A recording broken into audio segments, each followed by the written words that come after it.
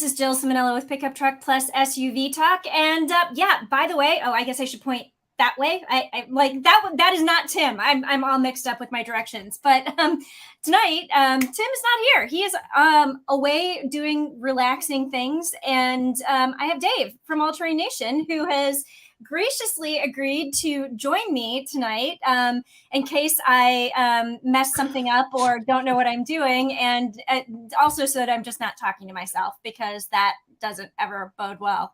Well, I've done these by myself, and yes, it's you don't get a break, and it's a nightmare. But thank you for having me on, Joe. Oh no, I appreciate it. I feel like we've got some good things to talk about tonight. Your topic, do we want to start there? You wanted to talk about mid-size trucks. I did, because I keep saying on my channel, the year 2023 is going to be the year of the mid-size truck, because everybody has a new truck coming. You got the new Taco, you've got the twins with the GMC twins are coming out, Ford with a Ranger, maybe a Raptor next year. Like I'm pretty pumped. I don't know in any time with full size or mid-size that we've had so many at one time popping up. Yeah, no, definitely. And I mean, speaking of that, we actually just saw a teaser today of the Chevrolet Colorado ZR2. So I figured, let's see if I can. Look at that. The magic of the internet. I figured let's show this. Oh, and I do want to say a couple hellos. We've got Jean here. We've got Zachary Rogers and Kevin Hawthorne from Lakeland. So by the way, Kevin, thank you for joining. My parents used to live in Lakeland, Florida, so I'm very familiar. And it's nice to see you there. We've got Marky Mark. I'm assuming that's not the Marky Mark, but a Marky Mark. So hi. Anybody else here? Okay, so that's who we have here so far who said hello. So if you are here and you're just watching, please feel free to chime in and say hi. But back to the news. So they gave us a teaser today of the Chevrolet Colorado ZR2, and it's just a quick little thing here. So I just wanted to play it really quick. Let's see if this is gonna show up for me. Is it showing up? It is not. You have the wrong screen up. I have the wrong screen up. Okay, let me try this again. We're looking at there you go. So let's try. See, small technical glitches. I'm still learning. So we're gonna share screen. Yeah, and let's see, share screen, and then it says stop screen. Yep. So we'll hit stop and we'll hit reshare. And it'll show you a picture of the screen you want to share. Right. So I want to do a window, and this is the one I want to do. All right. So let me start this over again. And you can expand that all the way too, I believe, Jill. Look at there. Oh, yeah, there I am. I'm fancy. Maybe. No, I guess it doesn't want to do it. How strange. Wait, let's see. Did it do it? Is it full screen? Nope. It says click to exit full screen. All right. So it's not going to be cooperative. Let me try again. No. Okay. We'll exit. There you go. We'll just play it.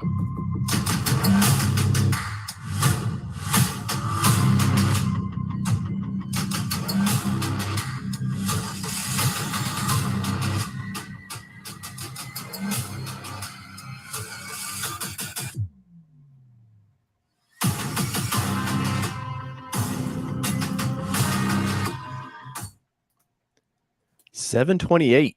I know. So that's it. So what, we've got like a little less than a week. So that'll be next Tuesday. No, month, right? No, was it July or was it June? Yeah, it's July. Okay.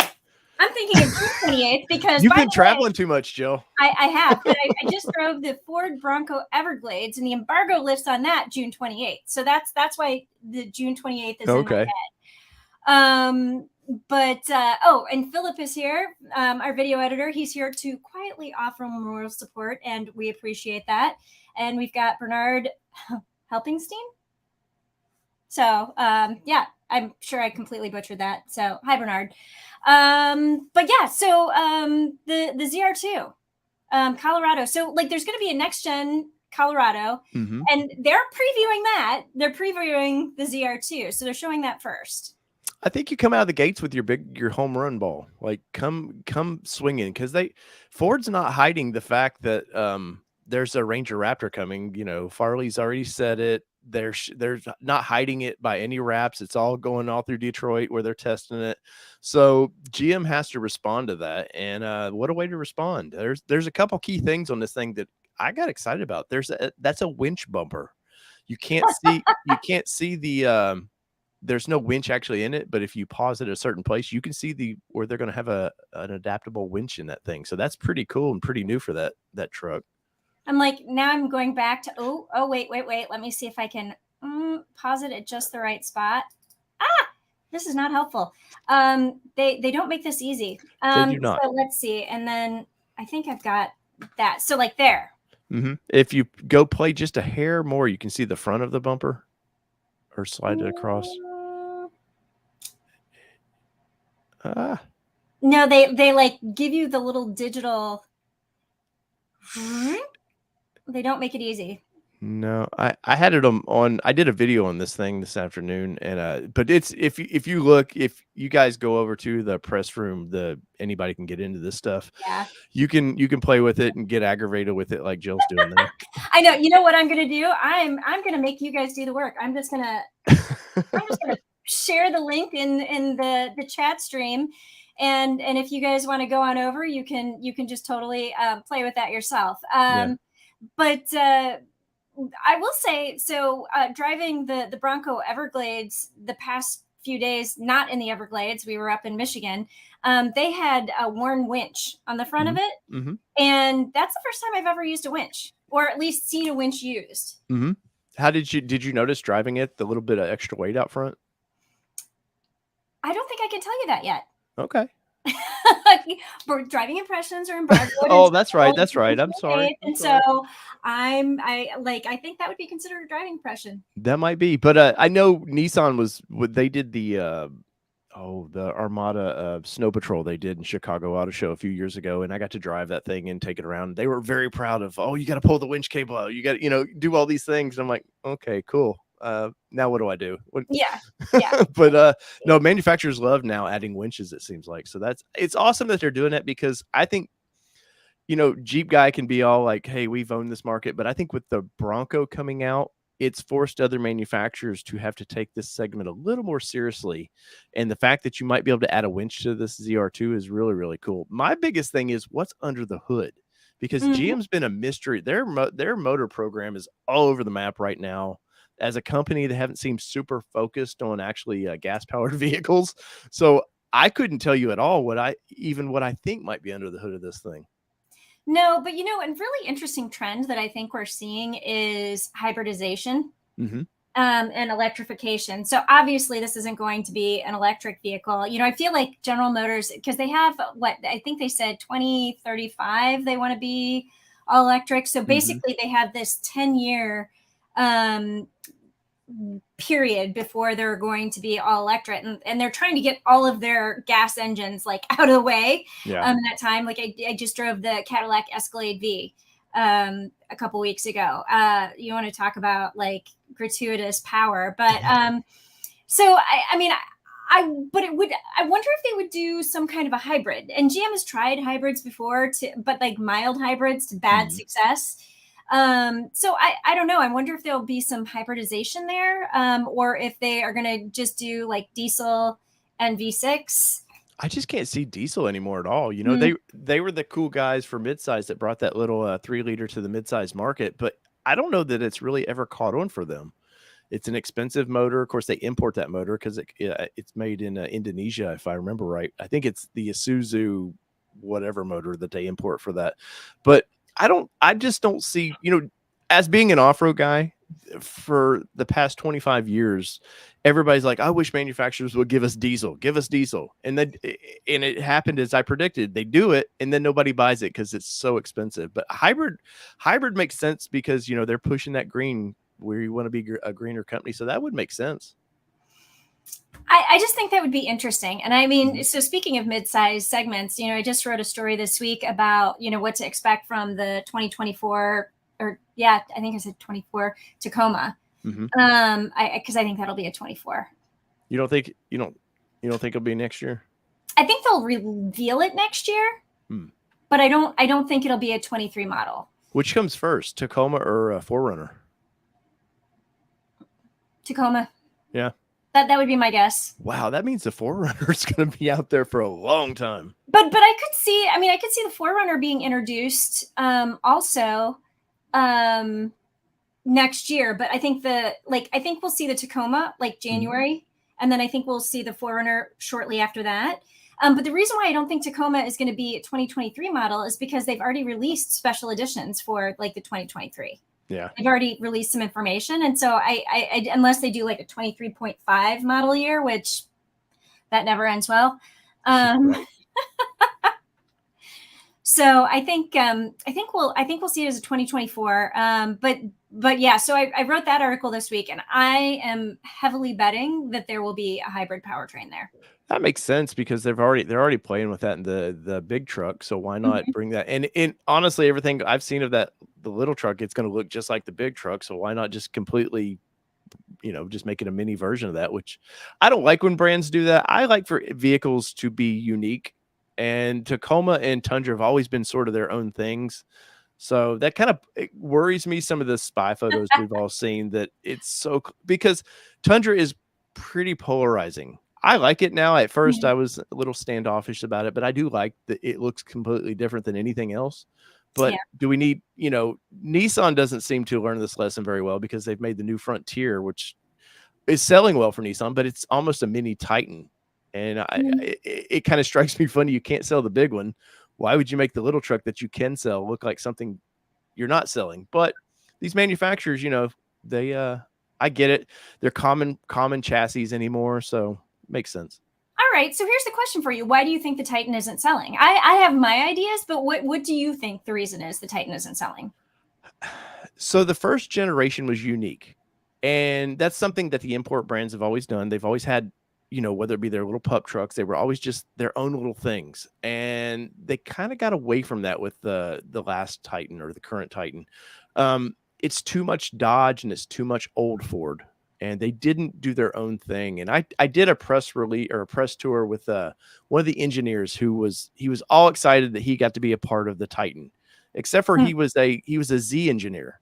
And I was like, you don't know the vehicle that now clearly design is design, and either people like it or they don't. But I don't know, it just struck me weird. He wasn't even very confident they were putting him in the trucks with us as we drove around. And it struck me weird that Nissan sent somebody out that wasn't even confident talking about a vehicle he had a hand in. But I just think the Titan is it's ugly. And I'm a Nissan guy, and I've owned I owned the this generation Titan.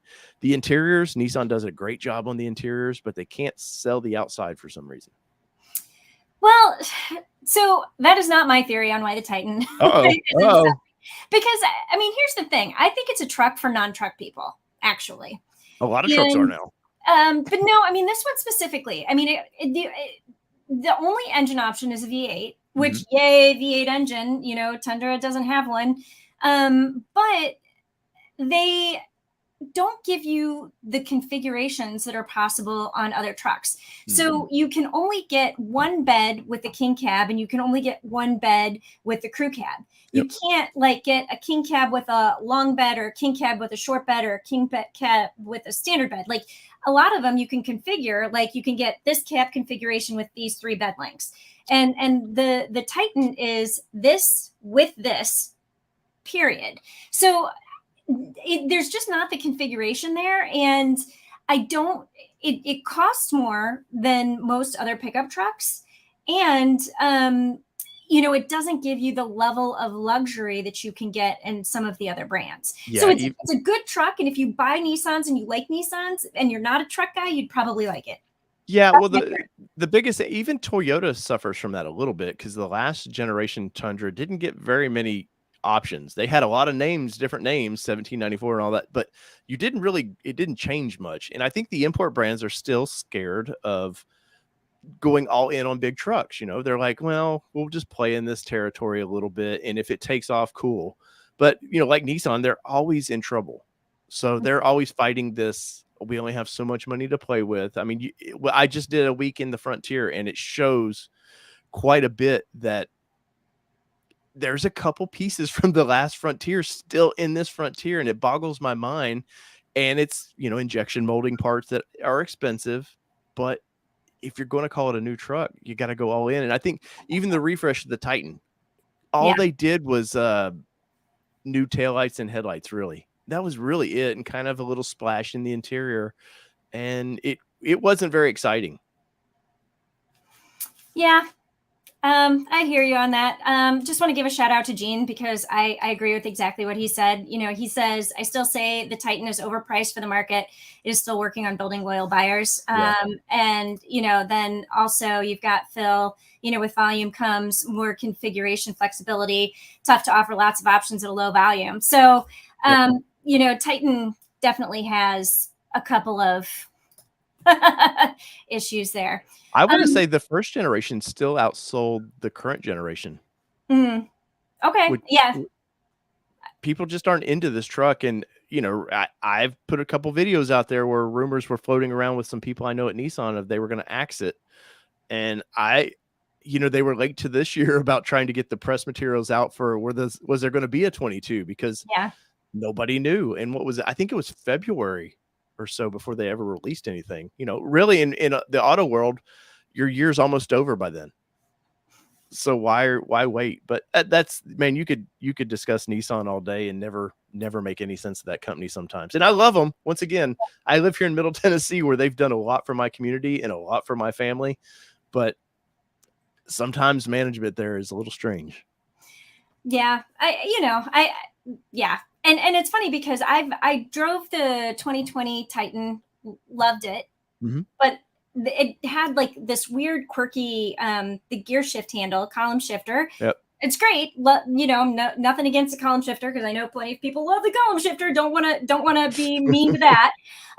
But the way that they did it, it is so big and so long, it covers your HVAC controls. Oh no, definitely. And that was a complaint when I had one for 3 years. You'd put it in drive and you're like, you're looking down like, where's that button? And, you know, for Nissan, though, what's funny, so the first generation was a floor shifter, whatever you want to call that. They took a lot of heat for that, a lot of heat for it because they were first in a full-size truck to do that. What happens? Ford and everybody starts adapting to that. Nissan goes, oh, well, we better go what the big three are doing for a column shifter. And now everybody trashes them for a column shifter, so they can't win. No, they can't. Back to the Frontier for a moment. Dave in Canada says he loves the old Frontier. So good news on that is there's a lot of the old Frontier in the new one. Yes. Going back to what you were saying earlier. And that was just kind of an interesting strategy by Nissan with the new Frontier is, I mean, it's a new generation, but it's not.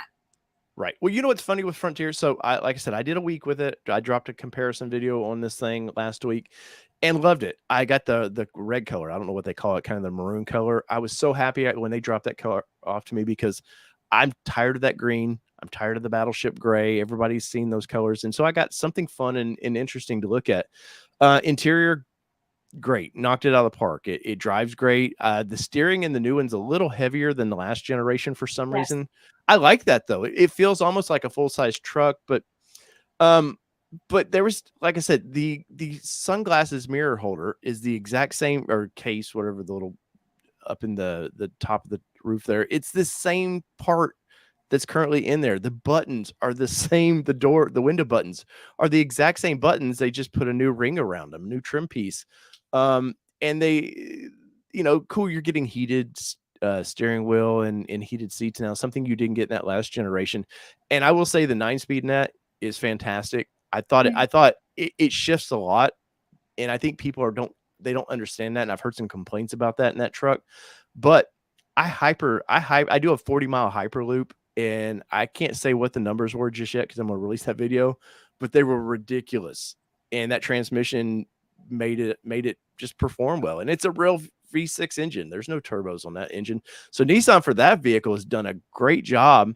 I think Nissan, what boggles my mind though, with their truck line, we've got a new Z that just came out. They're throwing a ton of money at a vehicle they're not going to sell high volume of. Yeah. And what do they do with the high volume trucks? They don't advertise them. And I get that Z's heritage, and completely understand it because Z's what made them in the United States, what made them who they are today. But guess what? If you sell initially 5,000 a month of that, good. And in a year, you're going to sell maybe 2,000 Z's a year, and the Frontier is still going to be over there to 5,000 to 8,000 a month, and you don't advertise it. Yeah. Yeah. So I want to go back to the steering for a second on the Frontier. Because when I drove it about a year ago, and I had it in Chicago, and I noticed the steering. You said it was heavy, but it also, like, the turning radius is really tough. It's been always been horrible in that truck for some reason. And so, you know, I always play this game. If you follow me on Instagram, and if you don't, you should, at Jill Ciminillo. I'm like trying to figure out where I should be pointing. I don't know. That way. No, that way. Yes. At Jill Ciminillo. I always play this will it fit game. And so I always try and park trucks or larger SUVs in my garage, and the midsize trucks usually fit.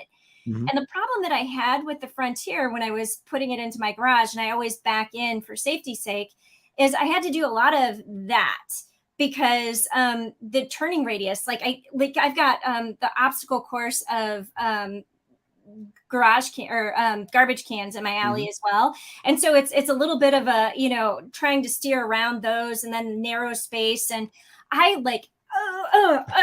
felt like I was, you know, lifting weights. Which was easier, the TRX or the Frontier? Oh, the TRX didn't fit. So no, but I'm saying to even attempt to get it in there. Oh, the TRX was easier. Yeah, that's bad when the full size sport truck is easier to almost get. Yeah, in the garage. I had like, I think 2 turns to get it in position to back in, and then was like backing it up, and all of a sudden my husband's like, no! And I'm like, you know, and there's the fin on the back of the for the antenna on the back of the TRX, and like I have a picture, if you go back probably about a year and a half, on the back of my or on my Instagram page, where you can see there's like an inch between the antenna and like the garage, so it was like this. Right. I guess I should say like that. And my husband caught me just as I was getting ready to hit the antenna on my garage, and so I was like, okay, yeah, clearly that's not going to fit. Right. No, but it is for whatever reason, the Frontier's always had a horrible turning radius. And I've had let's see, I've had an 06, I've had a 12, and I have a company vehicle right now that is a 17. And no, it's just, they're horrible at turning. But guess what? You can go beat the crap. It is a tough truck. You can go beat the crap out of it. I've got 100,000 miles on mine currently, and they're hard miles. I'm in construction, so I'm always on these job sites, basically off-roading professionally, and never had a problem out of it. It just does what you ask it to do, unless you want to turn. Well, yeah. And I will say also, and I heard this from a couple of other women, so maybe it's just a girl thing, but just like it was very just tough to turn. No, it's a heavy to turn. Radius, yeah. It was just, I mean, I literally felt like I was getting a workout, and in tight city spaces where you're doing a lot of little maneuvers, that was just, I mean, it's doable, but it was just like, wow, why does it have to be bad? Didn't they brag about the new steering system in this thing too? It seems like that was a key feature that they upgraded. Yeah, they totally did. And it's funny because I don't know if anybody on this channel knows who Sue Mead is, or follows Sue Mead, but she is like a badass bitch in the off-road world. And she went to the launch, and like afterwards she's like, have you driven the Frontier? And I was like, yeah, I've driven the Frontier. And she's like, what did you think of the steering? I'm like, I didn't like the steering. She's like, I didn't like the steering either. So and she's taller than I am, and she like has driven a lot of trucks, a lot of SUVs, and like lots of parts of the world. So it's not just me. Well, if you compare that steering though, it's still a hydraulic steering, if I remember right. But you jump into that, and then like you've done time in the I know you just did time, you can't talk about the Everglades, but you've drove the normal Bronco with the electric steering, and you could like with your pinky just kind of turn and steer with that. I don't know, are we getting used to the electric steering racks now where it's kind of making us wussified a little bit, like, it's too hard to drive? Yeah, I mean, maybe, maybe. And I guess I will say, again, living in the city, I appreciate the modern convenience, because of just all the little, minute maneuvers you have to do to parallel park or get into a city, like even a space at the grocery store. Yeah. So, yeah, I don't know. All right. So midsize trucks, is there anything you said you were just doing a comparison? Yeah, so I have a 21 Gladiator I bought for a year-long Mhm. review of this vehicle, and I thought, why not put it up against the Frontier? So my Gladiator is a Willys edition, so it's basically like a Sport Plus. Mhm. It's not the bottom of the line, but it's not even mid-level. But it prices out about $47,000, and the Frontier I had was about 44,000, almost 45. And I thought, well, what do you get for $47,000 that you don't get in the Frontier? And it was pretty interesting. The breakdown is you get so much more truck. And granted, the Gladiator is a specialized vehicle. It's a truck in name and it can do truck things, but it's not really a full mid-sized truck. But um I I the there's no comparison driving the Frontier, even though you don't like the steering, drives so much better than the old solid axle Jeeps, which is you buy a Jeep understanding that. But just some of you get a rear locker in the Pro 4X. You don't get any lockers in this Willys edition I have. You're getting the 9-inch screen in the Pro 4X, which I think my Jeep has like the little 7.25 screen. The what you don't get though is a actual good looking rear view camera in the Frontier. The camera is horrible. The Jeep putting it in reverse is like high definition, man. It's like 6K versus like your flip phone when you open up the old flip phone and the screen of it. It's just Nissan cheapened out on a few things, but overall I think there was night and day that I would get the Frontier over the Gladiator any day. Okay. So, I guess I've always thought of the Gladiator as more of like a lifestyle truck Mhm. rather than a truck that actually does truck things. Yeah. Yeah, I mean, the tow rating on it's not great. You do Yeah. get a fairly usable bed. But no, the idea of the Gladiator obviously is, and I say it in my video, the monster in the room is you can take the roof off this thing where you can't do that with the Frontier. Mhm. But I think it's important because they're kind of the two newest in that segment. Yes, the Ford Rangers kind of came out 19, Mhm. but the Ranger's old already. Yeah. When it That got to was the old when States, it launched. yes. Yeah. So I don't even put that in the list. I know Ranger guys that love them, more power to you. But I think the Frontier, obviously being the newest in the mid-size market, and the second newest, we'll say, is the Gladiator. I thought it was a fair comparison to, because like you dropped that video there on the Colorado. Man, that thing is ancient now. And Yeah. Nissan took a ton of shit for being so old. And well, the Colorado is up there, and the Tacoma is way up there. So, in Tacoma, you're getting, oh god, the infotainment in that thing is horrible. Mhm. The seating position in that thing is horrible. So it's time for these manufacturers to refresh them. So these are the two new boys. Well, so I mean, I have a feeling both of these trucks were probably slated to be introduced like a year or two ago. Oh yeah. I'm like, let's be honest. But I mean, chip shortage, product supply chain issues, threw a big wrench in everybody's plans for launching new products. Well, it's And Chicago Auto Show of 20, I was there, yeah, and Nissan, that's when oh, here's the new engine. And you're like, yeah. why are you showing us a new engine in an old truck? And I'd heard they even this you can't quote me on this, but they had a race truck ready to go for King of Hammers, is what I was told by an insider there, ready to launch it in 20. And then for whatever reasons, Nissan's like, oh, let's just stretch another year out of this thing. Yeah. I mean, it's been a crazy couple of years in the automotive world. Wow. And I really wish Toyota had pushed up the Tacoma uh at least a year. It should have been a 2023 model. Are And they very one focus at a time company? Because Toyota way better than I do. Did they sort of seem like, and it's an import thing, they seem to like, okay, today is our focus. This year we're focusing only on Tundra. yeah, Of course, we had oh, what's the SUV that you just covered? Sequoia. Yeah, the Sequoia, which is basically built on that platform. It So that is. made sense that it was coming out 6 months later. But now it'll be okay. Now we're only going to focus on this powertrain for a while and work with the midsize. Well, I do know Toyota has some kind of a product reveal coming in July. I don't know what it is, and I don't think I can say what segment it's in yet. Mhm. But I know that they have something. So, they've gotten their full size stuff out of the way, and now they're moving on. Is But it it's is not it a going to be. Supra with a bicycle pedal? Because they're touting that's right now they're touting. Oh, we got a manual transmission. Yay! But yay. No, I don't know.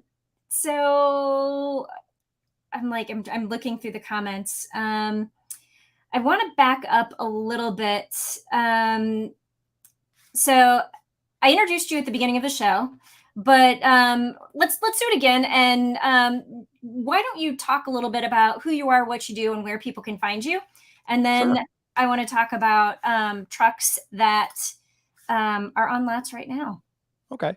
Yeah. So as we've been talking a lot of Nissan, I've covered the Nissan brand for 10 years.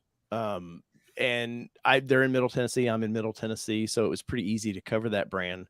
And I was labeled by Nissan as a super fan, which kind of pissed me off. So I was like, all right, I'll just go all in with all brands.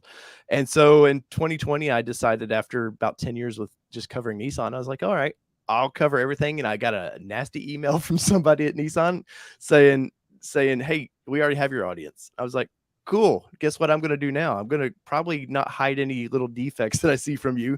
So I'm going to go all in. And so since then I've been covering all vehicles, and with Tim's helped me quite a bit, and got to meet Jill, and I've met a bunch of cool people at these press events. And so I like midsize trucks a lot.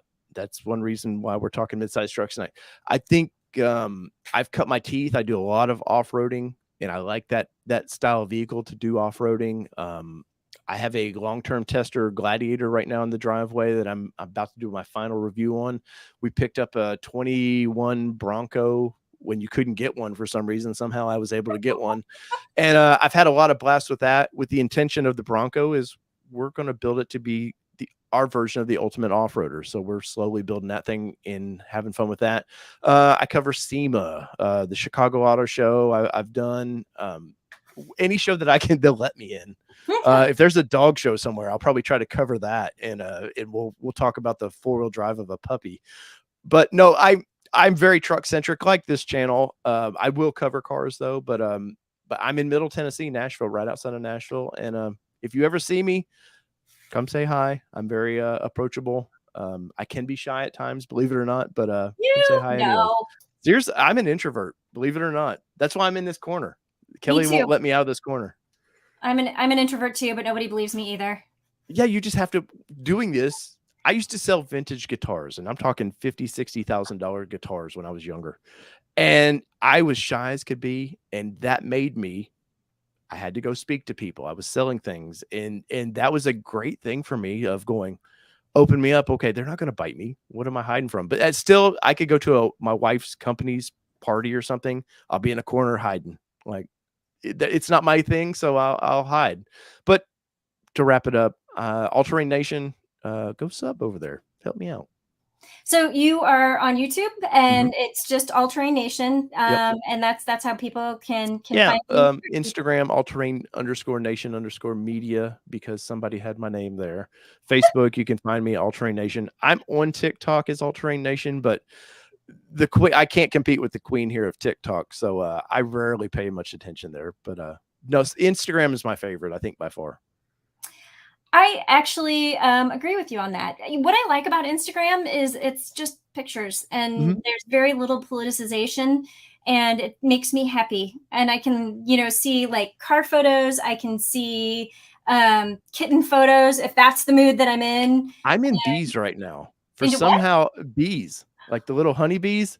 I found them on Instagram, and I've fallen in love because I love, for whatever reason, I just like bees. I think they're awesome. So I've found some Instagram pages, and it got me all excited. Total digression here. I apologize. We'll get back to trucks in a second. Tim's going to kill us. He's totally going to kill us. But I have to tell you, do you follow TikTok? Going to TikTok, there's a woman on there that's always saving the bees.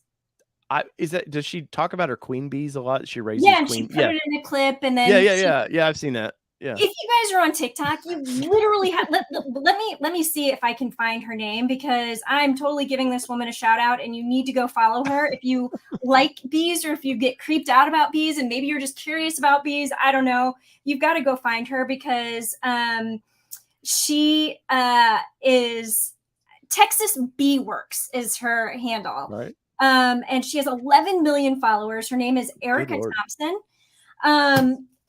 She's literally scooping bees out of hives with her Yeah. hands, no protective gear whatsoever. And she's like, they're happy little bees. They don't want to sting me. And I'm like, how do you know they don't want to sting you before you stick your hand in there? Yeah, no, that trips me out, and now or you see them covered, their face and everything, there's just bees all over them, and I'm like, "Holy shit, there's no way I could do that." But, No. no, funny is my dog the other day, he was biting at something at my back window, and I was like, "What's he doing?"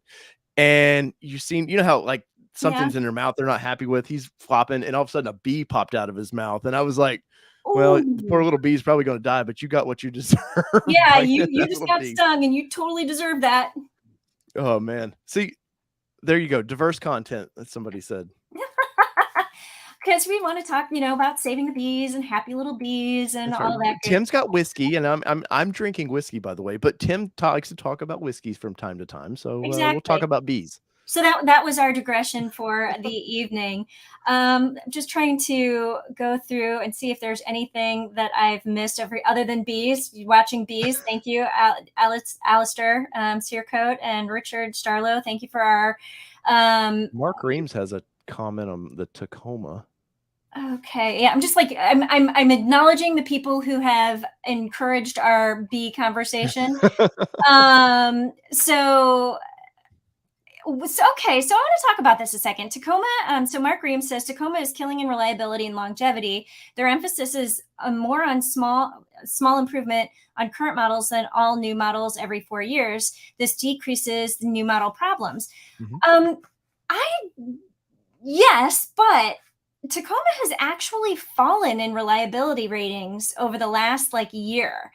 And I don't know if that is like if you look at Consumer Reports or I think it's more Consumer Reports, but we've done a couple of stories about reliability ratings, and Tacoma was always at the top, but they've started to. I mean, they're not below the Colorado or the GMC counterpart, but it's starting to fall a little bit lower. And Frontier amazingly is going up on the Is it reliability is list. that is that based on the last generation, though? No, No, the current one? yeah, Well, if you know the underpinning of the current one, there's a lot of the older truck in there, which, hey, but that helps them a lot, and I yeah, know some companies take a lot of crap, "Well, you haven't put a new frame under that vehicle." If it's not broke, don't fix it, and the Tacoma's running under the same frame as the last generation Tacoma. So, I other than, like with the Nissan brand, it's the same basic Bilstein shock system they used. They did go to a hydraulic, body mounts, which has made a drastic improvement in the ride quality. But, no, and that kinda, we were talking earlier about putting the 3.8 in the older truck, kinda did them a service though, because if there was any bugs, it was a yep, small audience that was gonna complain about it, and yep, guess what? 2 years later, you launch the new truck, and you've got those bugs hopefully worked out. yep. Yeah, I mean, and I always am a little bit wary of telling people to buy a first generation vehicle. It's Mhm. like because they are like if anybody has been following Tim's journey with the Tundra, that is the quintessential example of bugs being worked out. Mhm. Especially with the infotainment system. Early on, he had a problem with the locks. And it's not like these are huge issues, and it didn't cost him any money to get any of these things fixed. Right. But it's just the aggravation and the headache of having to deal with getting these things Well, fixed. for what we do, it's great. 'Cause not that I obviously we make money doing this, but, not that I'm, like, hoping, man, I can't, like that meme where the dude's peeking around the tree just hoping for problems to kick in, but, no, it gives us things to talk about. Of course, I don't think Tim's wanted this many things to talk about with a vehicle, Mm-mm. but, no, and even Ford with their, 2.7 right now, dropping valves, and, there's a bulletin out on that right now, and it's been only under 50, which is not a lot really, but no, there's little quirky things that, and of course, I hate to use this excuse. We're coming out of the pandemic, and quality across the board for everything has been horrible. Mm-hmm. It really has. I just popped Richard Strallo's comment up there. Last model year is the best to Mhm, buy. That is the conventional wisdom. mhm. That is As the long as conventional wisdom. as long as your, neighbor doesn't have the new generation next to you, and then you're like, "Man, I just paid the same amount for" and he got the newer one. But yeah, if I'm not content, I love cars so much. So it's hard for me, even in my personal vehicles, to be like, oh, it's the last generation. I'll do that. No, I want the new one. Well, yeah. I mean, there's a strategy in buying the last model year, in that you want something that's reliable. You don't need the latest and greatest tech, but you want some decent tech, and you'll probably keep the car forever. And so you want reliability, and I don't know. So there's strategy there. Yeah. If you don't really care about the latest and greatest, the last model year is good. But I mean, talking about the Tacoma, I had it recently, and then I had it a year ago, and it was kind of funny. Yeah, so I had them like a year apart, and obviously not a lot of changes, but on TikTok, the comments I got, because whenever I do anything on TikTok, I'm always like, here are the 5 things that I like about it. Here are the 5 things that I don't like about it. And of course, all the people who love the Tacoma see my 5 things that I don't like, and they're like, you don't drive trucks very often, do you? This is not a luxury vehicle. Well, you should have tested it before you bought it. And I'm like, do you read my profile? Have you looked at anything else that I've done? I'm not just, here to dog on your Tacoma. I'm telling you the things that I like and the things that I don't like. And, Tacoma is definitely like a truck from the early aughts, because it doesn't have, like, it's got the little baby screen, and it's got, like, there's no place to put your cell phone. And there's just, like, at least in the versions that I've had the opportunity to test, it's just, this is not a 2022 truck, for this year. Yeah. And well, what 16 is when that truck came out, or this generation came out, I think. Yeah. Big leap in technology from then till now. I mean, just like, and they just, for the good reason, they don't have to move with the market with that truck, because it sells so well. I think they could put a roller skate out, just one. You don't get both of them, and just put Tacoma on the side of it, and people would be like, "Oh my God, this is the best!" And then they would strap Max Tracks and everything else they could on the side of the vehicle. Yeah. Or the side of the skate. Yeah. No, 100%. And but yeah, no, it's funny, because the people who love Tacomas love Tacomas and hate people who don't love Tacomas. Yeah. Um, Great for Toyota though. Yeah. So I have to say, Stingray Z, you must have been late to the party, because we did already play the ZR2 Colorado video. Yep. And yes, so we did see it. We talked about it. Did you see it, and do you have any comments about it? We talked about it probably in the first 5 minutes of the show. So rewind. But we'll pause. All right. I pause so that I don't have the look right. Oh no, you pause something, it's always that your eyes up here somehow. I know, always, yeah, right. Whatever funny face I'm making. So back another comment from Mark: reliability ratings should be taken with a grain of salt. They're based on owner complaints. Yeah, I mean, are the complaints about quirky drivability complaints or catastrophic mechanical failure? Always a good point. So if this is why we look at, when we do our reliability stories, we always look at a couple of different areas. So Consumer Reports, but also carcomplaints.com, because they do log the catastrophic failures, but also the complaints. And then they show all of the recalls and all of the known issues related to NHTSA, NHTSA.gov. So we look at a couple of different places to see if something is reliable or not reliable. And like I said, Tacoma, for whatever reason, has started to, so it's definitely due for a little bit of a would have been the kind of couple things they're getting dinged on right now. Oh, sure. You're going to put me on the spot. Oh, no, I'm just, if you, yeah. I do not have that off of the top of my head. But I imagine it I mean, to the point that, is it catastrophic or just, a little thing? I bet some of it is probably due to the infotainment system and some of the older mechanics that are just not up to, 2022 expectations. Oh, that engine, unfortunately, is a dog, man. There's no power to it. It's just, even when it came out, there was no power to that engine, but they had it and it was ready to be put in something. All right. Comment from Greg Newth. I'm assuming that's how you say it, not Knuth. I'm literally in the market for a midsize to replace a 16-year-old vehicle. It's hard to choose, and if I should wait. All right, Dave, if you were going to buy a midsize truck right now, what would it be? Ooh, probably the Frontier. I think there's a lot of value in it.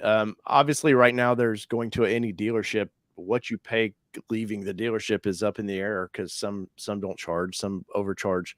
But for $44,000, which sounds ridiculous for a mid-sized truck, Right. but there you're getting heated seats. I think there was leather involved in that. Nice infotainment screen. Really, the only thing I could really do is the backup camera in the thing, and whether you use that or not, it's up to you. But it had the 360 camera system around it, which is really nice. And that's a feature at first I thought on a lot of these manufacturers. I was like, I never use that to get vehicles that have it. And then you're like, shit, where's this been all my life? I need this. Mm-hmm. Where you don't get, like, comparing it to the Gladiator. The Gladiator is a no thrills. You're lucky it comes with the doors. That Jeep doesn't charge you extra for the doors. Yeah, actually, they probably do charge you extra for the Yeah, doors, but you just don't have the option of buying it without the doors. but the Colorado and Canyon are just way old. And the Tacoma you're gonna pay for because it's Toyota. And as you should, because Toyota, people go, oh, but they're so expensive. They overbuild their parts. They really don't. That's why they have such a quality. And it's why they're more expensive, because they overbuild the vehicles. So and Ranger, I wouldn't look at Ranger right now. No. It's the 4 cylinders. Yeah, they tout, oh, look at all the horsepower. That's such a misleading thing, because if you look at the power band, I want to say it's probably around 5,000 RPMs that you get the 300 horsepower. I'm rarely, unless I'm getting on and trying to get onto the highway, am I ever kicking it down that hard? So I want more low end power and torque. And let's see, the Frontier's 310 horsepower, 281 torque. Not bad numbers, but if you can wait till next month and see what Chevy may tell us, it might give you a better idea of what's coming. But the Colorado has always been kind of a quirky, does it work, does it not work when you buy it vehicle. So Yeah, and Greg, and by the way, he did say it is Knuth. So there you go. yes, so thank you for that. To answer the second part of your question, definitely I would, if you can wait. Because prices right now are crazy, crazy high, and they're going to be high on any new vehicle through, I would say, mid to late 2023. And it's all supply chain issues. And I don't know that prices will ever go back to pre-pandemic pricing, but I think what will happen is that you won't get dealer markups. Yeah. I think at this point, that's the best that we can hope for. But if you can wait, that's probably going to be in your best interests. But I just, yeah, and I would agree with you, Dave. I think the Frontier would probably be my pick of choice on midsize right now, as well. Just because I actually really like the way it looks. I like the technology. It's got standard safety tech. Like the one thing that just annoys the poop out of me on GM vehicles is they make safety stuff like optional. Well, And you were talking earlier about Nissan not offering a lot of options. I think Ford and GM especially offer way too. They flood you with so many options that yeah, it gets very confusing. If you ever go to their build and price page, it's just a nightmare of, I remember when Tim was getting his power boost and he was talking about the packages he was looking at, and it gave me a headache just listening to him like struggle through that. But I really think if manufacturers would go through and do just the little click to hit the check mark, if that's the option you want, sure, you're going to have to order this vehicle. You're looking at 4 to 6 weeks to get it. I think in many cases, people would overprice themselves in a vehicle. They would probably spend more money if they were allowed to pick all the options they wanted instead of being forced into something. Because Ford, what was it last year? Ford said, hey, we want people to order vehicles because the customer is getting what he wants. And it's a more happy customer versus going to the dealership and sort of like, well, this is what I have to choose from. But I think at some point down the road, when it's more of a direct sales, not completely direct sales, but that you'll get more options where you can choose what you want. Because Ford came out and said I think it was today that they're having to revamp the way they do the order reservation systems because it's just too complicated. And obviously it's caused Ford a lot of headaches over the past 2 years. Yeah. So Tim and I got into a really big argument about no way. I know, go figure, that never happens. Kind of about this issue of their order process over the Ford Lightning, the Ford F-150 Lightning, because we were having a discussion about the F-150 Lightning Pro, which is the base work truck for the electric pickup. And we were having a discussion about whether or not a retail customer could buy it, or if it was fleet only sales. And we got into the argument because he's like, nope, you can't order it. I called my dealer and they said no, so it's fleet only. And I'm like, no.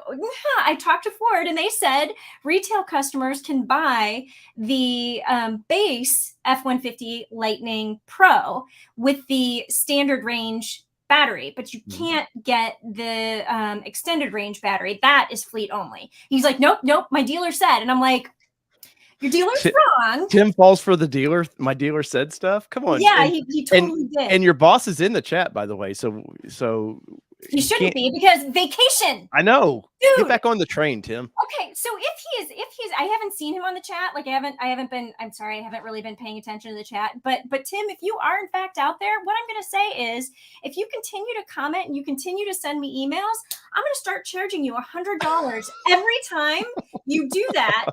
And so the next time I get an email from you or a chat message from you on Google Chat, like, unless it's an emergency and the house is burning down, the website is broken, I'm charging you $100. I'm going to do it retroactively from the first email he sent me on his vacation. So that's going to start at $400. So I now have witnesses. Like, I'm going to start charging him for not being on vacation. He's like, I don't get to go on vacation. I don't get to relax. I don't get to wind down. Take your golf clubs and go do something, Tim. Go do something. Go golf. But yeah, I will say though, I had some people take over my live stream a couple months ago, and I was in the chat because it was a nightmare. I was like, what's going on? Are they gonna mess my stuff up? Or so I get it, Tim. And Eric Ming says, I can't find my work husband. Yes, I can, because he's my boss and he pays me money. And so if he's not going on vacation, follow the money. I'm following the money. And yeah, hit the like button and run away, says Gene to Tim. And speaking of that, we've got 92 in the chat and only 38 likes. Come on, everybody. Smash that like button. Help out. You wouldn't believe, honestly, as silly as it sounds, and every YouTuber says this, when you do that, more people find the channel just based on you doing that. So if you like it, smash that. Yes, thank you. And by the way, I just want to say thanks for the support on my first solo live stream, and thanks to Dave for joining me on this. Of course. But Tim was like, you're going to do the live stream by yourself. And I was like, am I? Oh, and then Jill's message to me was, hey, you're pretty technical. Oh, and you're interesting as well. And I was like, well, as long as we got the I'm technical and can help you out of a hole part out. Okay. And my response back was that was my nickname in high school, was Mr. Technical but Interesting. Technical but interesting. Hey, and apparently, also an introvert. So yes, very much. The things that we learn. Hey, next time we're at the bar, we'll just go to the after an event, we'll just each go to the wrong corner and just go hide in the corner. And we'll text each other from the corners. Hi, Jill. Hi, how you doing? Let's talk about trucks. Right. All right. So just did you see anything in the chat that I might have missed that we should talk about before we move on? No, they're giving Tim a lot of hell right now. So Mark Ream says he likes the Ridgeline. I don't. Okay. That's a weird. Ooh, that's controversial. That is a weird one. And I took a picture the other day, and I meant to send this to Tim because I knew he would love this. But let me see if I can find it. The Santa Cruz. I'm seeing. I thought this was a one-off, but I'm seeing more and more Santa Cruzes, and I don't know if your audience can see this, as company vehicles. Oh. Pool companies and all kinds of vehicles stamping their names on that. And Mhm. I was like, you know what? That makes complete sense for small companies like that to use that little thing as a sort of truck, sort of car. It's new. It looks great. Put your name on it. Plus, as you guys all know, if you've been following the channel, I'm going to be driving the Hyundai Santa Cruz in the Rebelle Rally in October. That's right. Oh, I got to get that sticker to you, by the way. Yes. But yeah, so yeah, I'm going to be driving the Santa Cruz, and we are going to trick it out, and it's going to look really cool, and we're going to have fun in it. If you haven't seen, I did a video from training. If you haven't seen that, you should check it out. I seen you were with my friend Shelby Hall. Yes. So I was at the Ford Bronco Everglades Mhm. event this week, and Shelby Hall was there, and I Mhm. was like, Rebelle reunion. And then Emmy Hall showed up. She was on the next wave, and then my partner Kristen Shaw was there, so we took a group Mhm. photo. So, which part are you doing of the Rebelle? Are you going to do the navigation or driving? We don't Or know yet. do you have to in that because Lynn Woodward, I interviewed her Mhm. about 2 years ago when they were doing that with a Nissan, and she drives and her partner navigates. Does it matter in that race? Do you have to like dedicate, okay, I'm doing this job, you do that job? So I've heard conflicting reports.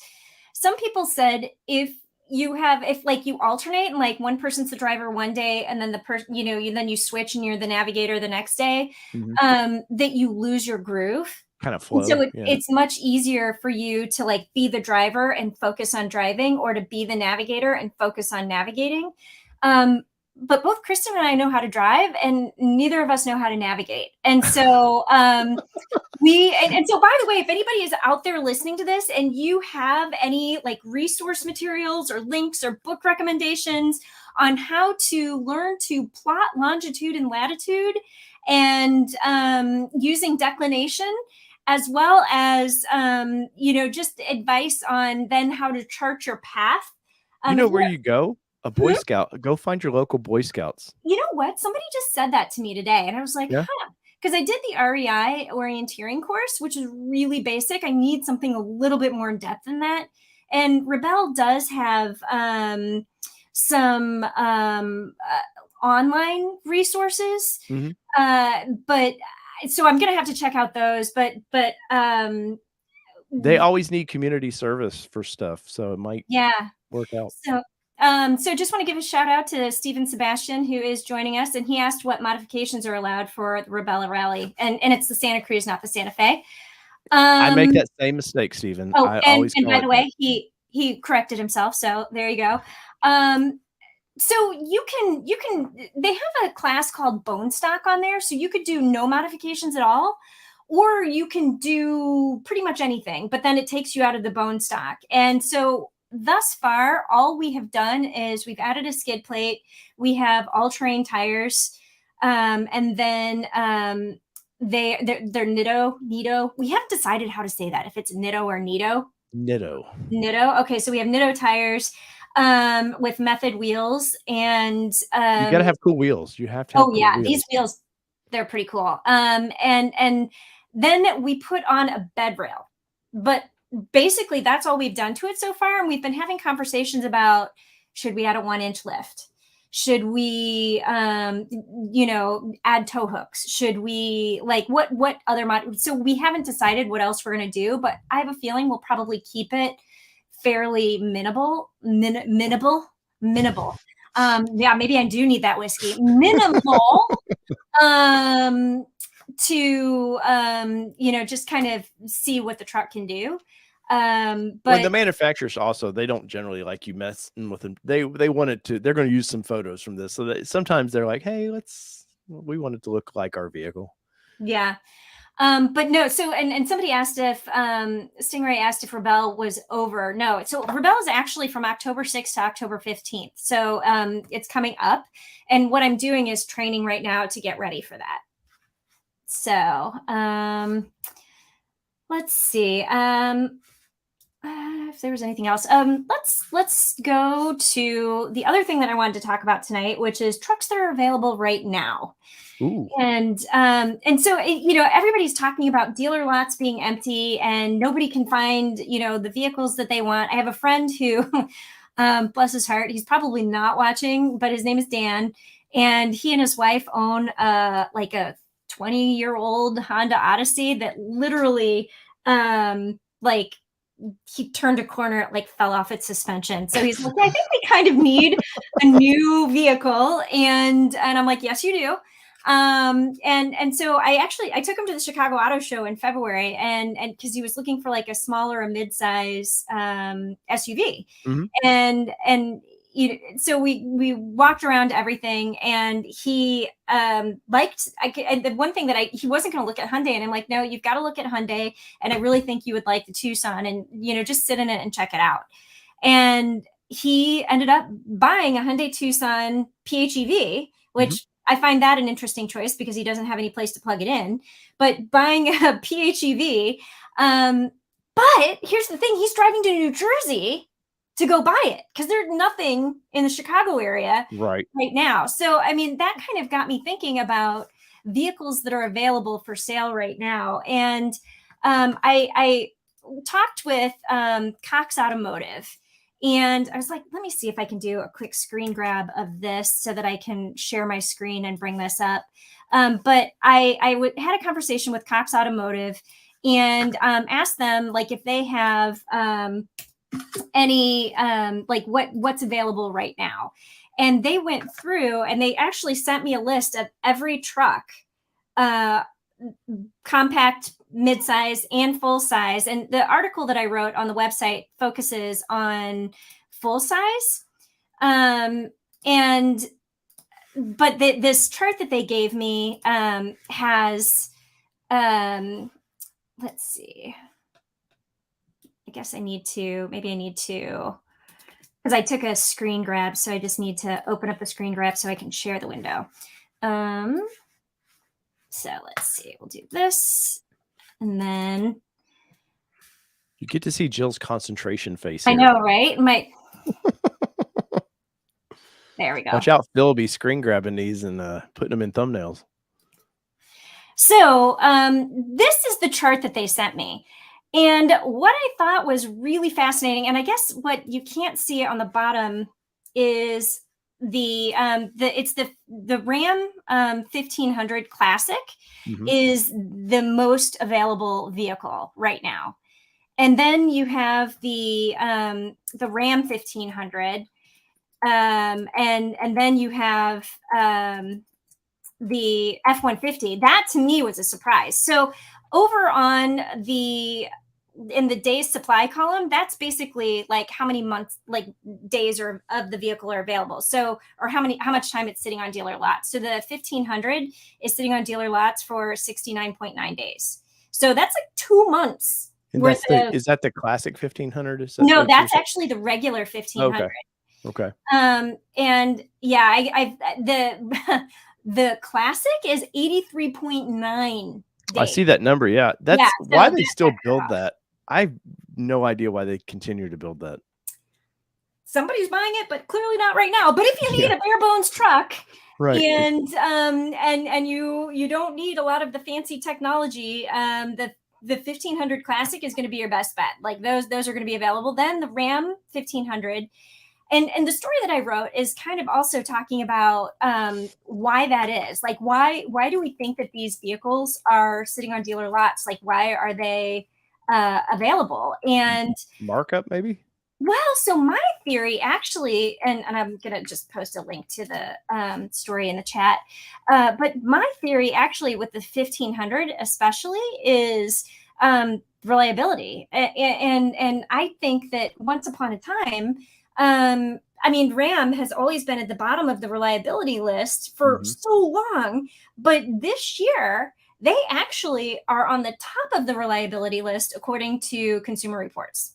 So, and again, you have to take all of these reliability rating things with a grain of salt, but I think that like there's just this thing that people are, remembering bad things about the Ram 1500 and reliability, but it's got a beautiful large vertical screen. It's got really cool technology with a very customizable info screen. It's got all the configurations you could want. It's got luxury. It drives really well. It has adjustable pedals. Which we love. So I don't know. I mean, the Ram 1500 and the Ford F-150 are two of my favorite trucks. And to see that those are like the top 3 trucks that are sitting on dealer lots the longest, it just blows my mind. And with the F-150, I don't know why that. So F-150, is it maybe because they are flooding the market now with the ones they've been sitting on for so long? Could be. It could also be with the Ford F-150 Lightning coming out, that the focus has shifted. People are trying to get that and they're pissed off. Well, and there's, part of the big three's truck thing is they always discounted them fairly well too, and they're not discounting them anymore. There's no need to, but maybe that's part of it. Because if you look at the top list, I see 2 import brands up there. Obviously, Maverick is a hot truck, which they just can't. They can't. Ford right now seems to be more than any. They just can't make all their plants are. They produce for a week, they're down for a week. They produce for a week, they're down for a week because of chip issues. So the Titan's the one that boggles my mind, because we've talked about this before on this show, where Nissan during the pandemic, when nobody was building anything, should have been like, "Hey, we have a truck, try us." And and they didn't do it. So the XD, that's no surprise why that thing sits there. But well, that's filling the white space. Well, yeah, that one guy that wants to tow 500 more pounds than he normally wanted to tow. Yeah, but no, I mean the Titan. I think that truck has had a hard time launching. It just really has. We talked about that at length earlier. Well, if they would kill the Titan and just call the XD the Titan, and you'd be like, "Oh, look, we've bumped up the capability." Yeah, and never had an issue. No. Yeah. So I don't know. I just thought this list was really interesting. It is interesting. And we just posted a video with Tim's wife, his real wife, which is not me. I am not his actual wife. But where she doesn't want the Maverick. And because I haven't got to watch that video yet. What's the, because Tim was I remember Tim ordering that thing, being all excited, like, "Hey man, I'm gonna do this for my wife. What do you think?" And I was like, "Well, that sounds really cool." And now it's like no bueno. Well, so it was hilarious because we were actually taking a road trip we went from Chicago to Michigan down to Indiana for the work truck show, which, by the way, there we go. I still play with trucks, which is from I just have my sock truck monkey. show. I like the sock monkey. But we we were on this road trip down to the work truck show when his wife called, and she was like, "Jill, can you tell Tim I don't want the Maverick?" She's on speakerphone. And she's like, "Tell him not to make me buy that." And she's like, "I don't want it." And she's like, "I just saw one and it looks funny. I don't want it." And she had lunch with one of her girlfriends, and the girlfriend was making like fun of it. And really? Yeah. And she was just like, "That's not a real truck." And so I feel like it was a little bit of peer pressure there. She doesn't want it because her friend doesn't like it. But I'm totally putting words in her mouth. Yeah. And I'll be honest with you, I haven't watched the video yet either because I've not been home since it's been posted. But you don't watch all the videos on this channel? Are you kidding me? I do, but just not when I'm traveling. So let me tell you about my day yesterday. I guess I can remove this for now. I was up at 5:30 Michigan time, which is 4:30 my time. And we were out the door on the road at 6:30 a.m. We did not get back to the hotel, and we drove off-road, serious off-roading. Again, check me out on Instagram at Jill Ciminillo, and I posted some photos. I have some more photos coming. Serious off-roading in the Bronco Everglades. And so I had a total of like 7 hours of drive time, like intense, like driving and like, can I make it up this rock step? And you want me to go how deep in this water? Like it was lapping over the bumper. It was like crazy.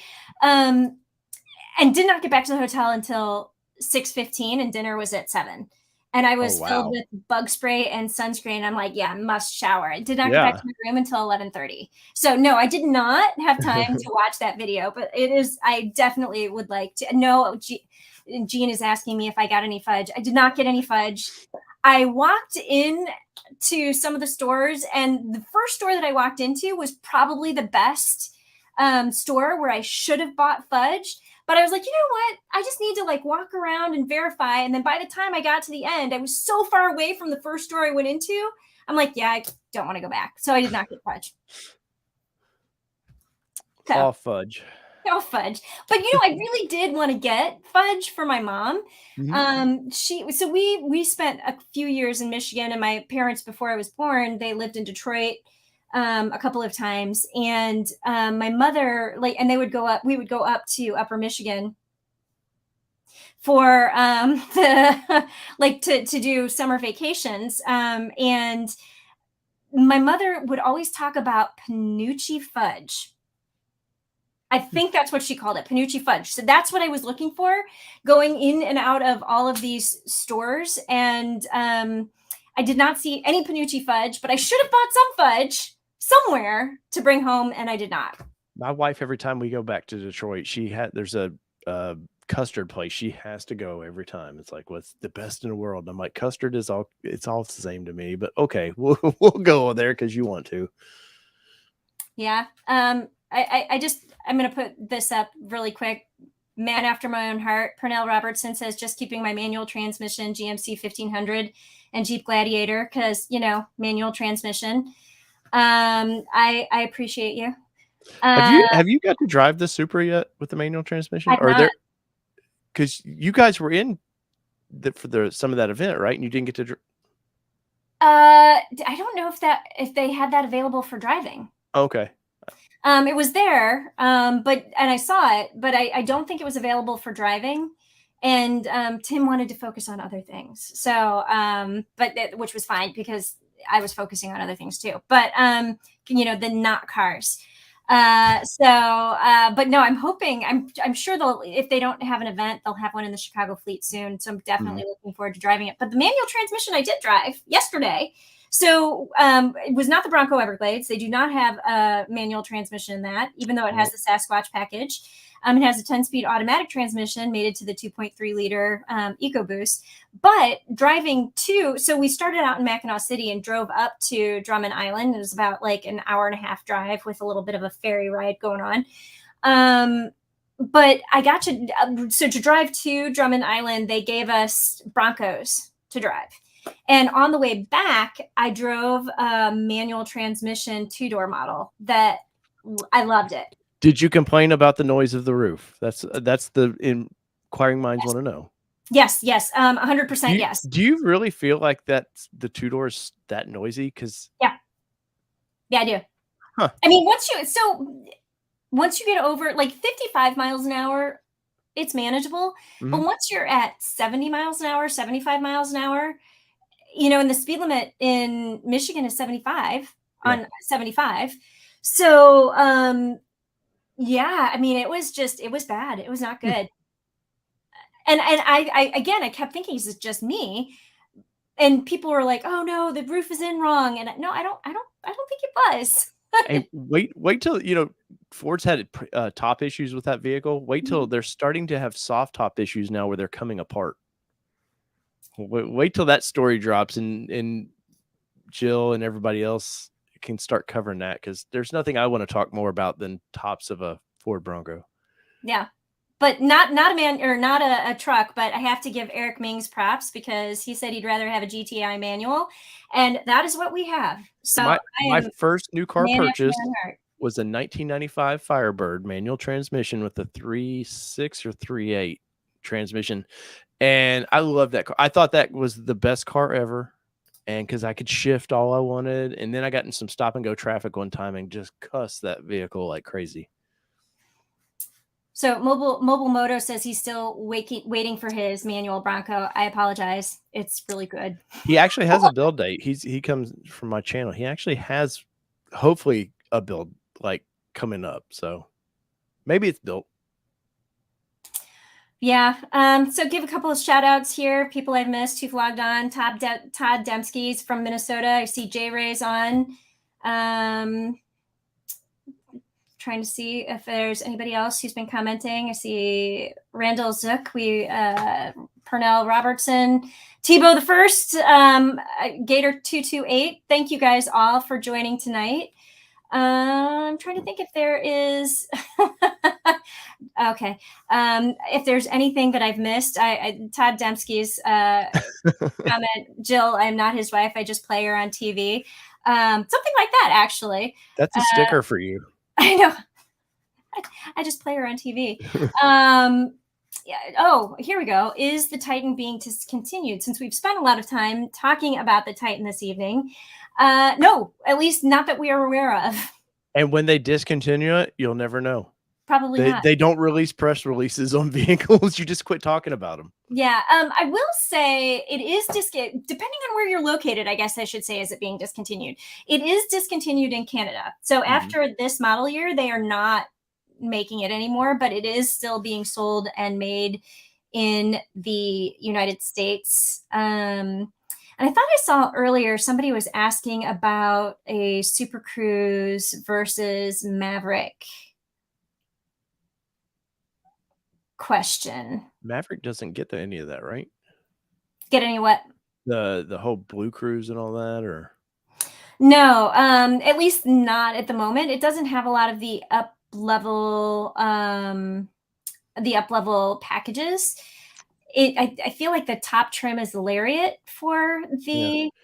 Where are you at with them potentially doing an RS version of that? Because there's been some spy videos going around. I did a video on it where they're potentially testing a little hot rodded Maverick. Do you think they need that? Do you just continue to you've got a hit? Do you just keep adding pieces to that hit? I don't know that they need a supercharged version, but what I would like to see is a more luxury level version, frankly. Really? Well, yeah. Doesn't that defeat the purpose of that vehicle, though? No, because if you look at the Hyundai Santa Cruz, like, to me, that has a whole bunch of features and things that the Maverick does not have and could use. And so somebody said, like, I was trying to find the comment to post and I can't find it. And I don't remember who said it, so I apologize. But when and Tim and I have actually done several comparison videos of the Maverick versus the Santa Cruz. So you can go to the channel. You're on it, unless you're on Facebook, Stephen. But if you are on the channel right now, you can just do a search for Maverick and Santa Cruz, and the videos that we've done comparing them will show up. But what I've always said is Maverick is very functional and utilitarian, whereas the Santa Cruz is much more like upscale. And so like Santa Cruz to me is more comfortable, has more amenities, heated and cooled seats. So the Santa Cruz that we have for Rebelle has heated and cooled seats. And nice. I'm not a cooled seat kind of person, but let me tell you, after 4 days in the desert at 10 degrees, not 120, 110, 115 degrees, I use those cooled seats. So, you know, which is selling better, though? The Maverick is definitely selling better. If you looked at the chart that I was showing earlier, let's see if I can pop that back up again. You can see there's only basically an 11-day supply of the Maverick on lots right now, whereas Santa Cruz has a little bit more than a month. Do you think that's due to price point, though? I mean, because the idea of the Maverick was it's an entry-level pup truck in quotes, pup truck. That was supposed to be affordable. And they, you know, what's funny is these manufacturers all, like with Maverick, I noticed this a lot. They were showing young people in it. Oh, young professionals in that vehicle. I've not seen a young professional buy that vehicle. It's all people in the upper life cycle, we'll say, buying that because they want a youthful, fun vehicle. And maybe that's the difference. Maybe Santa Cruz went after the people that can afford those luxuries, and they're kind of passing on it. Yeah. I mean, I don't know. I'm not crapping. I like the vehicle. I like the fact that they took a chance, because that's not a company that normally will take a chance like that. Yeah. And I just think that there is a lot of options for both pickup trucks to do something different. So the Maverick could have, you know, a limited trim. And I think that would be really interesting with leather seats and heated and cooled seats, and maybe a Super Cruise option. Like, I think that could be really, or Blue Cruise, not Super Cruise, but I think that could be really interesting. And Hyundai, I think, could go more rugged. like they've launched a whole bunch of, I think it's like TRX trims. So they've got the Santa Cruz, they've got the Tucson, or not the Santa Cruz, the Santa Fe, the Tucson, and I feel like they just launched one more. But so they have these XRT versions, which are supposed to be more rugged. And I mean, think of the implications with Santa Cruz. If you made that, like you gave it a 1-inch lift and you added like some more like cool things to it. And I mean, that could be really interesting. Yeah. I mean, it's kind of like the Subaru market. They're both completely independent suspension vehicles. So you could do it. I think if Hyundai could get the vape crowd in, because that's what keeps Subaru going. If they could just get that crowd, they would be all right. But you know, we'll hope for their health. They don't. Yeah. All right. I'm like, we're going on about an hour and a half here. And I'm like super impressed. We still have 82 people watching. So thank you for sticking with us for this long. But I'm wondering if there's anything else we need to talk about. Did you see anything in the comments that you wanted? I haven't. Okay. Yeah, so I think we should probably call it a night. I don't want to go on too long. No, then Tim's expected to continue these things, and Tim used to be you get near an hour and Tim was done. Yeah. Whereas I could probably talk all night. The two introverts in the room could like go all night. Yeah. I'm totally cool with it. But Tim's like, are we done yet? I've got a couch I got to get on. Yeah, whiskey to drink. I don't know, bourbon somewhere. But yeah. So next week, I am going to have Phil join me, our erstwhile video editor who has been lurking in the background. I don't know if he's still lurking. And I want to say thank you to Phil. Invited me to some off-road event he's going to, and my schedule's full for August, but thank you for inviting me, Phil. Yeah, and Tim will be there at that, I believe. I will not, because I'm going to be at Rebelle training. But you're doing your own off-roading. I'm doing my own off-roading. Yeah. So I think that's a show for this week. So if you guys have topics you want us to discuss next week, let us know in the comments. Otherwise, I'm sure news will happen, and I'll be able to talk about the Bronco Everglades next week, and we'll see what else comes up. You know what? I know what I want to. One of the things I'm going to talk about next week is the American Made Index that Cars.com just put out, and so I wanted how American is your truck. So we'll have that conversation next week. And if there's anything burning that you guys want to talk about, we will bring that up as well. But I want to thank Dave for joining me. This was a blast. You were amazing. I love talking to you. And we didn't argue once. Well, there's time. We get on shoe topic. We could always talk about shoes and we'll argue. Because it's Adidas life forever. It's on running. It's on forever. There you go. Mini argument. But yeah, so thank you for joining. And I guess, yeah, that's it. So Jill Ciminillo here, Pickup Truck Talk. And we've got Dave from All Train Nation. If you're out there on the podcast listening, thanks for listening in. Don't forget to follow us on Facebook, Instagram, and Twitter at Pickup Truck Talk. And we do a live stream every Thursday, usually every Thursday at 7 p.m. Eastern. So be sure to join us again next week. And until then, I will see you down the road.